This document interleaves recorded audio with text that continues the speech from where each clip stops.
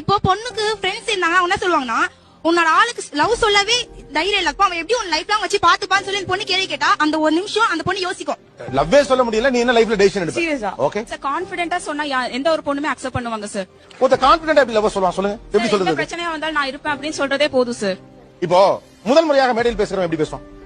மேடை பேசி கொஞ்சம் வச்சுக்கோங்க, தயக்கம் இருக்கும். தயக்கம் இருக்கும்ல. முதல் முறையா மேடையில பேசுறவனுக்கு தயக்கம் இருக்கும்ல, ரைட்டா? பழக்கப்பட்டவன் நல்லா பேசுவாங்க. அப்ப உங்கள்ட்ட எடுத்த உடனே கான்ஃபிடென்ட்டா சொல்றவன் யாரு? ஆல்ரெடி அவன் தான் உங்களுக்கு வேணுமா? சத்தியமா இல்ல. இல்ல உங்களுக்கு அவன் தான் வேணுமான்னு கேக்குறேன் நான். சார் இப்போ என்ன ஒருத்தவங்க பிடிச்சிருக்கு அப்படின்னா அவங்க வந்து சொல்லணும் தானே நான் எதிர்பார்ப்பேன். நீங்க சொல்றது எனக்கு ஒண்ணே ஒண்ணுதான் புரியல. இப்போ நான் 2 ஆள் வைக்கிறேன், ரைட்டா? ஏ பி.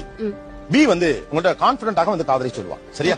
நேரா கண்ணுக்கு கண் பார்த்து ஐ லவ் யூ அப்படின்னு ஏதோ ஒன்று சொல்லுவான், உன்னை காலமுக்கு வச்சு காப்பாத்துவேன், எவன் வந்தாலும் சரி நான் உனக்கு நீ எனக்கு இப்படின்னு ஒருத்தர் சொல்றான்.